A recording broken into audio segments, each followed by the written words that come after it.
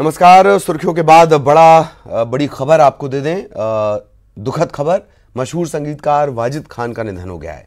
Kidney की बीमारी से वो पीड़ित थे और कुछ समय पहले कोरोना संक्रमण की पुष्टि भी उनमें हुई थी। तो साजिद वाजिद की जो जोड़ी थी वो टूट गई। मशहूर संगीतकार वाजिद खान का निधन, किडनी की बीमारी से वो पीड़ित थे। कुछ समय पहले ही कोरोना संक्रमण की उनमें पुष्टि हुई थी और उसके बाद अब उनका निधन हो गया है।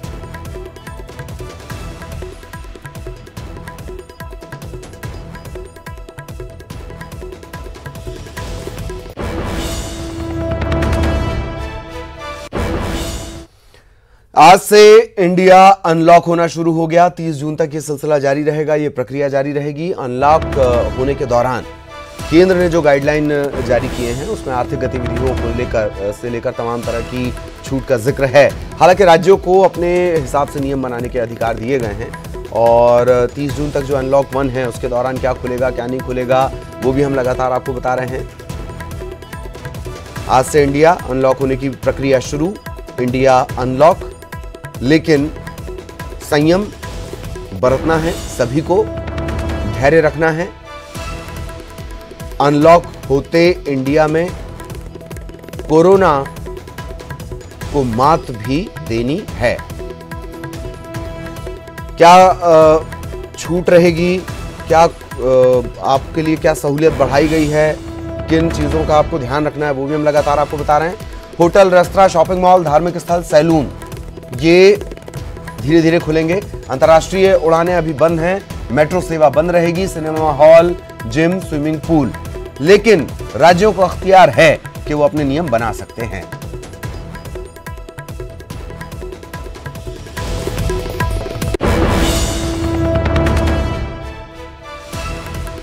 तो तकरीबन 9 हफ्ते का लॉकडाउन और उसके बाद सरकार की तरफ से कई तरह की ढील दी गई है। बावजूद इसके सरकार ये भी कह रही है कि बहुत सतर्क रहने की जरूरत है, सावधानी बरतनी होगी, नियमों का पालन करना होगा वरना होगी सख्ती। क्या कुछ कहा जा रहा है वो भी हम आपको बताते हैं।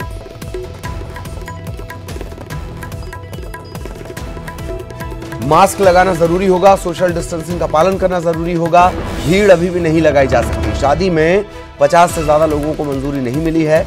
अंतिम संस्कार, इसमें सिर्फ 20 लोग शामिल होंगे। सार्वजनिक जगहों पर थूकने पर प्रतिबंध जारी रहेगा, शराब का सेवन प्रतिबंधित रहेगा। 1 जून से 30 जून तक ये गाइडलाइंस लागू रहेंगी। 30 जून तक कर्फ्यू भी, रात का कर्फ्यू वो जारी रहेगा। 9 बजे से लेकर 5 बजे तक, रात 9 बजे से 5 बजे तक सुबह ये पाबंदी रहेगी। 8 जून से होटल, रेस्तरां, धार्मिक स्थल शर्तों के साथ सशर्त खोले जाएंगे। सैलून और धार्मिक स्थल नियमों का पालन करना होगा। शॉपिंग मॉल भी खुल जाएंगे। 8 जून के बाद औद्योगिक गतिविधियां शुरू करने की कोशिश होगी। कंटेनमेंट जोन के बाहर आर्थिक गतिविधियों को छूट मिलेगी। एक राज्य से दूसरे राज्य में आवाजाही को लेकर सरकारों को फैसला लेना है।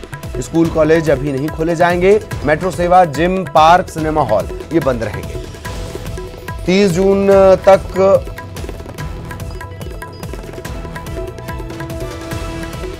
किन नियमों का पालन करना है वो भी हम लगातार आपको बता रहे हैं।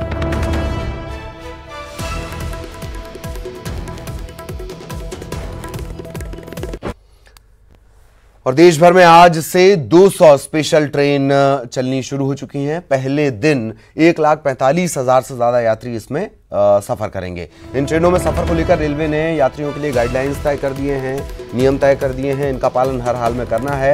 रेलवे की तरफ से जारी नियम और दिशा निर्देश जो पहले से गाड़ियां चल रही हैं उन पर भी लागू होंगे। जो स्पेशल ट्रेन चलाई गई थी, एसी ट्रेन, गाइडलाइन के मुताबिक यात्रियों को मास्क पहनना जरूरी है। स्क्रीनिंग उनकी होगी, जल्दी उन्हें पहुंचना है। तकरीबन 90 मिनट पहले पहुंचना है। जैसे इससे पहले जो हवाई जहाज का सफर करते हैं वो तो बाकायदा 1 घंटा पहले, 1.5 घंटा पहले पहुंचते हैं। रेल के लिए भी यही नियम। तो भारतीय रेलवे आज से 200 ट्रेनों का परिचालन कर रहा है। बिलासपुर मंडल से रायगढ़, गोंदिया, रायगढ़ जनशताब्दी एक्सप्रेस का परिचालन। इसके अलावा हावड़ा CSMT, हावड़ा मेल और हावड़ा अहमदाबाद हावड़ा एक्सप्रेस ये यहां से गुजरने वाली है। 3 ट्रेन छत्तीसगढ़ से। ये गाड़ियां पूर्णतः आरक्षित हैं, रिजर्व कैटेगरी की हैं। जनरल कोच के लिए भी सेकंड सिटिंग का आरक्षण किया गया है। इसके अलावा नई दिल्ली, बिलासपुर और नई दिल्ली ये स्पेशल ट्रेन भी चल रही है। मंडल के बिलासपुर समेत ठहराव वाले जो सभी स्टेशन हैं, वहां से जो स्पेशल ट्रेन में यात्रा करने वाले यात्री हैं, उनके लिए प्रवेश और निकास, एंट्री एग्जिट, इसकी अलग अलग व्यवस्था की गई है। थर्मल स्क्रीनिंग जरूरी होगी, मेडिकल परीक्षण जरूरी होगा। सहयोगी अवधेश इस वक्त हमारे साथ जुड़े हुए हैं। अवधेश, पटरी पर जिंदगी और आज से शुरुआत। बिल्कुल, पटरी पे जिंदगियां दौड़ेगी, लेकिन इसके साथ ही खतरा भी भयानक स्तर पे हो सकता है, क्योंकि जिस तरह से देश भर में आंकड़े रोज नए नए इतिहास गढ़ते जा रहे हैं। कल भी छत्तीसगढ़ की बात कर ली जाए तो 51 नए मामले सामने आए हैं। ऐसे में आज से 200 ट्रेनों में से 3 ट्रेनें छत्तीसगढ़ को नसीब हुई है। हैरानी इस बात की है ललित कि छत्तीसगढ़ राजस्व देने के मामले में बिलासपुर जोन कमर्शियल में सबसे ऊपर है देश भर में, लेकिन छत्तीसगढ़ के लिए सीधी एक भी ट्रेन केंद्र सरकार के द्वारा, रेल मंत्रालय के द्वारा नहीं दी गई है। जबकि छत्तीसगढ़ से दर्जनों ट्रेनें, सीधी ट्रेनें चलती थी पहले, लेकिन 200 ट्रेनें भले हाथ से चलाई जा रही है, लेकिन छत्तीसगढ़ की तो सीधी एक भी ट्रेनें नहीं मिली है। हावड़ा मुंबई मार्ग से 3 ट्रेनें गुजरेगी, उसका लाभ जरूर छत्तीसगढ़ के लोगों को होगा। एक रायगढ़ से गोंदिया के लिए ट्रेन होगी, इसके लिए छत्तीसगढ़ के लोगों को लाभ मिलेगा। लेकिन सवाल यही है कि इस कोरोना काल में जिस नियम कानून और कायदे के साथ ट्रेनों का परिचालन किया जाएगा, वो कायदे कानून डिब्बे में बैठने के बाद क्या लोग उसे पालन करेंगे? स्टेशन पे उतरने के बाद उन्हें क्वारंटाइन करने की क्या व्यवस्था होगी? क्या होम क्वारंटाइन में जाएंगे या शासकीय क्वारंटाइन सेंटर में जाएंगे? उनको ले जाने के लिए क्या व्यवस्था होगी? तमाम तरह के अभी दिशा निर्देश बाकी है। लेकिन सवाल यह है कि आज से ट्रेनें का परिचालन शुरू हो जाएगा, तो ऐसे में लोगों को राहत जरूर मिलेगी, लेकिन राहत के साथ साथ लोगों को और अधिक सतर्क होना पड़ेगा, क्योंकि वो खुद ही इसके लिए कैरियर ना बन जाए, खुद ही प्रभावित ना हो। इस बात का भी पूरा ध्यान उन्हें रखना होगा। ध्यान रखना होगा, यही सबसे बड़ी बात है। बहुत बहुत शुक्रिया अवधेश आपका इस तमाम जानकारी के लिए। सहयोगी अवधेश हमारे साथ जुड़े हुए थे।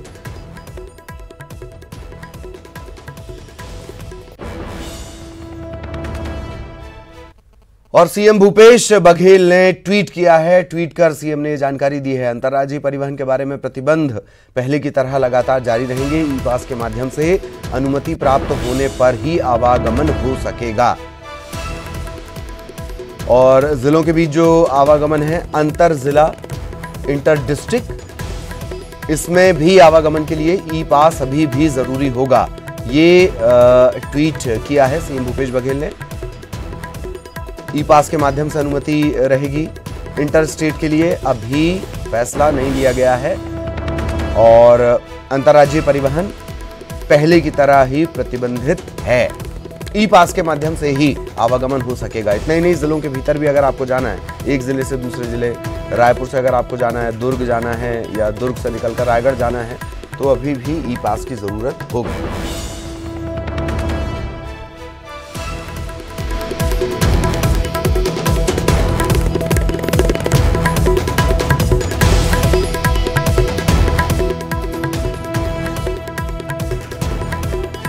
बड़ी खबर आपको बता दें, ई पास के माध्यम से ही अभी भी परिवहन हो सकेगा। और जैसे कि हमने आपको बताया, अंतर्राज्यीय जो परिवहन है इंटर स्टेट, उसके लिए राज्य अपने फैसले लेगा। तो छत्तीसगढ़ में पहले की तरह प्रतिबंध जारी है। सुरेंद्र हमारे साथ जुड़े हुए हैं। सुरेंद्र, ट्वीट कर जानकारी दी है सीएम ने। देखिए, जिस तरह से ललित ये पूरा मामला है, जिस तरह से छत्तीसगढ़ में कोरोना के जो पॉजिटिव मरीज हैं उनकी संख्या बढ़ रही है, जिस तरह से कल ही 51 मरीज मिले हैं, तो प्रदेश की सीमाएं 30 जून तक पूरी तरह से लॉक रहेंगी।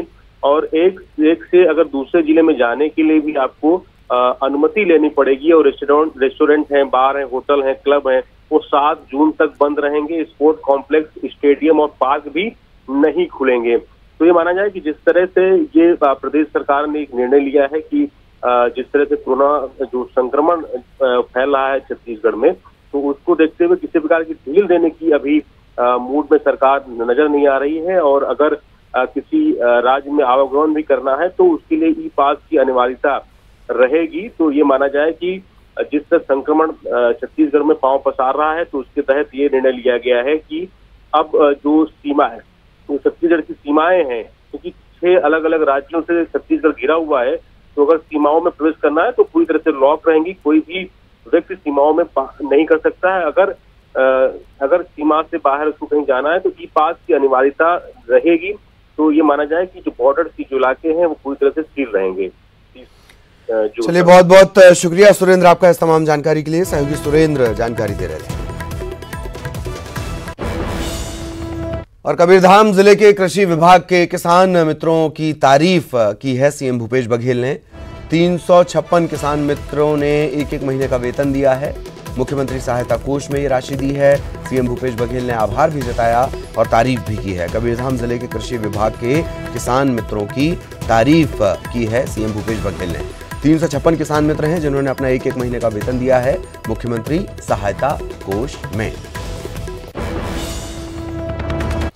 रायपुर से बड़ा कोरोना अपडेट आपको दे दें। रविवार को कुल 51 नए मरीजों की पुष्टि हुई है। देर रात बालोद सरगुजा से 2 नए संक्रमण के मामले और सामने आए हैं। प्रदेश में एक्टिव मरीजों की संख्या अब हो गई है 383 और कुल संक्रमण के मामले यहां बढ़कर उजागर होते हैं 496। कोरोना से अब तक एक मौत छत्तीसगढ़ में हुई है। अब तक 114 लोग कोरोना को मात देकर घर जा चुके हैं।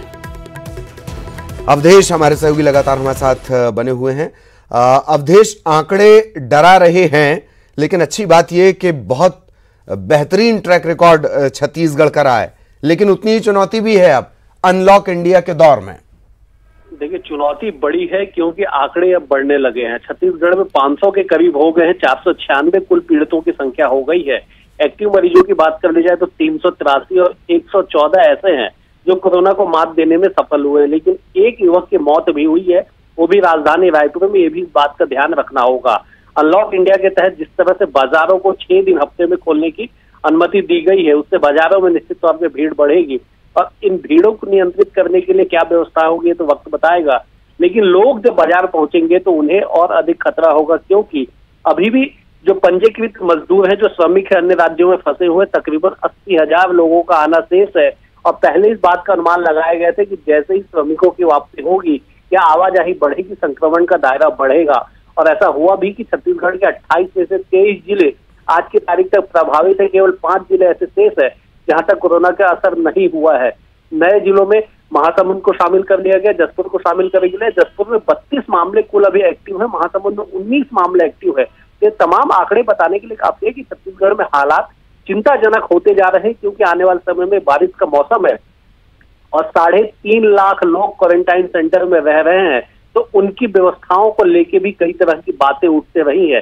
तो ऐसे में कैसे सबको बेहतर और पर्याप्त सुविधाएं दी जाएगी ताकि न केवल संक्रमण का दायरा कम हो, बल्कि लोगों के मन में जो भय व्याप्त धीरे धीरे होता जा रहा है उसे भी दूर किया जा सके, एक बड़ी चुनौती जिम्मेदारों के सामने आ खड़ी हुई है। चलिए, बहुत बहुत शुक्रिया अवधेश आपका इस तमाम जानकारी के लिए। आंकड़े अभी भी चुनौती और अब तो वो चुनौती बढ़ रही है, जैसा कि अवधेश इस बात की तरफ इशारा कर रहे हैं। क्या उन चुनौतियों के लिए पूरी तैयारियां हैं जमीन पर? हालांकि कांकेर से राहत भरी खबर है। जिले के 20 कोरोना संक्रमण के जो मामले सामने आए थे, इनमें से 3 मरीज स्वस्थ होकर घर लौट गए हैं। इनके कांकेर पहुंचते ही ताली बजाई गई, फूलों की बारिश कर इनका स्वागत भी किया गया।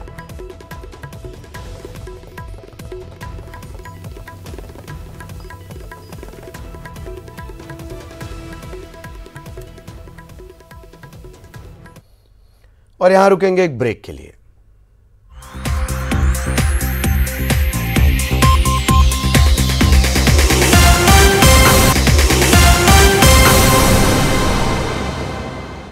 तो ब्रेक के बाद खबर दुर्ग से है। यहाँ एक युवक नदी में डूब गया है। दोस्तों के साथ नहाने के लिए युवक गया हुआ था और तलाश इसकी लगातार की जा रही है, लेकिन रात को रेस्क्यू रोकना पड़ा, देर रात रेस्क्यू रोकना पड़ा और अब फिर से आज इस युवक की तलाश होगी। जेवरा गनियारी एनीकट का ये पूरा मामला है। दोस्तों के साथ नहाने गया युवक पानी में डूब गया। देर रात तक कड़ी मशक्कत की गई, कोई पता इस युवक का नहीं चल पाया और आज फिर से रेस्क्यू शुरू किया जाएगा। जेवरा गनियारी एनीकट का ये पूरा मामला है।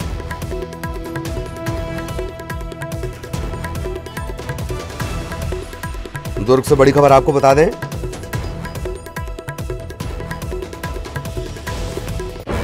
दोस्तों के साथ नहाने के लिए जो युवक गया हुआ था जेवरा गनियारी एनीकट पर, वो डूब गया है।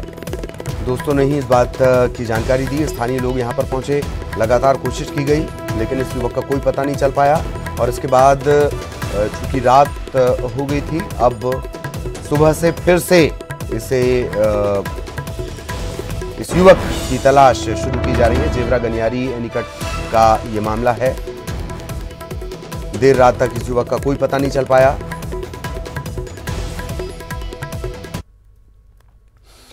और बिलासपुर से आपको बड़ी खबर बता दें, शराब के नशे में 2 युवकों ने डैम में छलांग लगा दी। हालांकि गोताखोरों की मदद से इनकी अभी भी खोजबीन की जा रही है, पर अब तक कोई सुराग नहीं लग पाया है।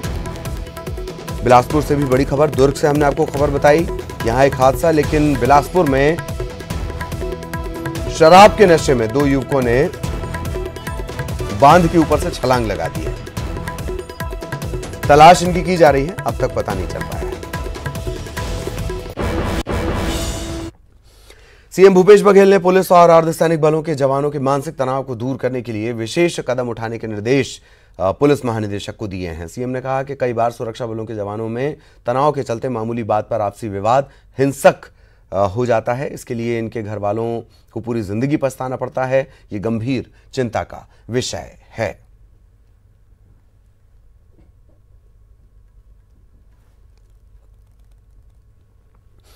राजस्थान और मध्य प्रदेश के बाद टिड्डियों का दल छत्तीसगढ़ भी पहुंच चुका है। टिड्डियों ने छत्तीसगढ़ के कोरिया जिले में सबसे पहले धावा बोला है। प्रशासन ने टिड्डियों को लेकर पहले ही अलर्ट जारी कर दिया था। टिड्डियों के पहुंचते ही जिला प्रशासन अलर्ट मोड पर आ गया। सूचना मिलते ही कलेक्टर और कृषि विभाग के जो अधिकारी हैं वो खेतों में पहुंचे, हालात का जायजा लिया। टिड्डियों के खेतों में पहुंचते ही फायर ब्रिगेड की गाड़ियों के जरिए कीटनाशक का छिड़काव किया जा रहा है। इस बात की पुष्टि सूबे के कृषि मंत्री रविंद्र चौबे ने की है।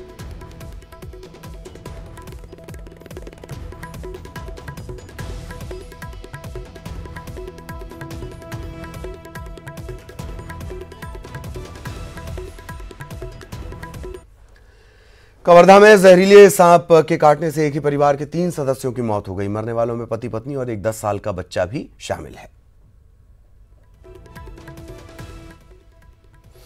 कवर्धा में जहरीले सांप के काटने से एक ही परिवार के 3 सदस्यों की मौत हो गई। मरने वालों में पति पत्नी और 10 साल का बेटा शामिल है।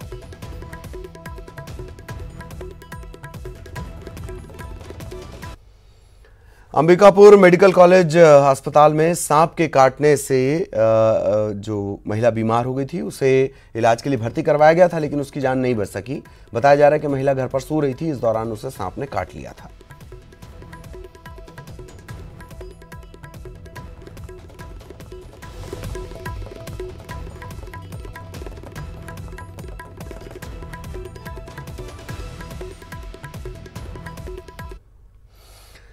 खबर कवर्धा से, जहां 2 बाइक आपस में टकरा गईं और चूंकि ये भिड़ंत थी, आमने सामने की टक्कर थी, इसमें एक बाइक सवार को गंभीर चोट आई।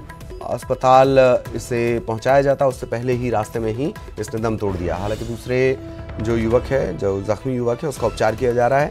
कवर्धा में 2 बाइक आमने सामने की टक्कर इनकी हो गई और एक बाइक सवार को गंभीर चोट आई थी। अस्पताल उससे पहुंचाया जा रहा था, लेकिन उससे पहले ही रास्ते में उसने दम तोड़ दिया। हालांकि दूसरे जो युवक है जो जख्मी हो गया है, उसका उपचार अभी किया जा रहा है।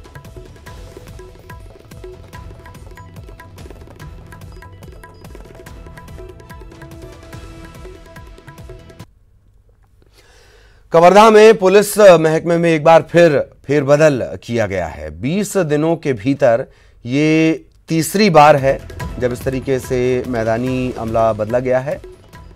पुलिस अधीक्षक KL ध्रुव ने चिल्फी, सिंघनपुरी, भोरमदेव और कुंडा के थाना प्रभारी को हटा दिया है। इसके अलावा 2 चौकी प्रभारी पूड़ी और चारभाटा, इनके प्रभार में भी बदलाव किया गया है। थाने और लाइन में जमे SI को भी हटाया गया है। लंबे अरसे से ये बात निकलकर सामने आ रही थी कि थाने और लाइन में लंबे अरसे से जो मैदानी अमला है वो जमा हुआ है, एक ही जगह पर पोस्टेड है। यही वजह है कि इन्हें हटाया गया है। कवर्धा पुलिस महकमे में मैदानी अमले में ये फेरबदल किया गया है। खास बात ये कि 20 दिनों के भीतर ये तीसरी बार फेरबदल की गई है। पुलिस अधीक्षक KL ध्रुव ने चिल्फी, सिंघनपुरी, भोरमदेव और कुंडा, यहाँ के जो थाना प्रभारी हैं उन्हें हटा दिया है। 2 और चौकी प्रभारी हैं, पौड़ी और चारभाटा, इनके प्रभार में भी बदलाव किया गया, तब्दीली की गई है, फेरबदल किया गया मैदानी अमले में। 20 दिनों के भीतर ये तीसरी बार फेरबदल की गई है। और कवर्धा में संचालित राज्य का पहला सहकारी शक्कर कारखाना, इसमें एक बड़ा उलटफेर देखने को मिला है। भूरमदेव सहकारी शक्कर कारखाने में अध्यक्ष रहे भेलीराम चंद्रवंशी को अध्यक्ष पद से हटा दिया गया है। इसके अलावा मेंबर कम होने के चलते शुगर फैक्ट्री बोर्ड इसे भंग कर दिया गया है। कलेक्टर को अभी कारखाने का प्राधिकृत अधिकारी बनाया गया है। अगले अध्यक्ष के चुनाव होने या मनोनयन तक कलेक्टर ही अध्यक्ष की जिम्मेदारी का निर्वहन करेंगे। अध्यक्ष को हटाने की वजह से की वजह जो अब तक सामने आई है, गन्ना पर्ची में गड़बड़ी मिल रही थी, गन्ना पर्ची में गड़बड़ी पाई गई थी और यही बड़ी वजह रही इस फेरबदल की। बिलासपुर में पत्नी से झगड़ा करने पर छोटे भाई ने बड़े भाई की बेरहमी से पिटाई कर दी। इसमें घायल बड़े भाई की अस्पताल में इलाज के दौरान मौत हो गई। इस मामले में सिविल लाइन पुलिस ने अपराध दर्ज कर लिया है। आरोपी बड़े भाई को, आरोपी छोटे भाई को गिरफ्तार कर लिया गया है। कवर्धा में नवपदस्थ कलेक्टर रमेश शर्मा ने शहर भ्रमण कर विकास कार्यों का जायजा लिया। कलेक्टर ने नगर में बन रहे हाईटेक बस स्टैंड, मांगलिक परिसर, पुल निर्माण, उद्यान, नवीन मंडी, मणिकंचन केंद्र का निरीक्षण किया। कलेक्टर ने संबंधित अधिकारियों को निर्माण कार्य समय पर पूरा करने के निर्देश दिए हैं। कलेक्टर के निरीक्षण के दौरान मणिकंचन केंद्र में काम कर रही महिला समूह की सदस्य महिलाओं ने कलेक्टर को अपने कार्य और आय के संबंध में विस्तार से जानकारी भी दी। और इस बुलेटिन में इतना ही। नमस्कार।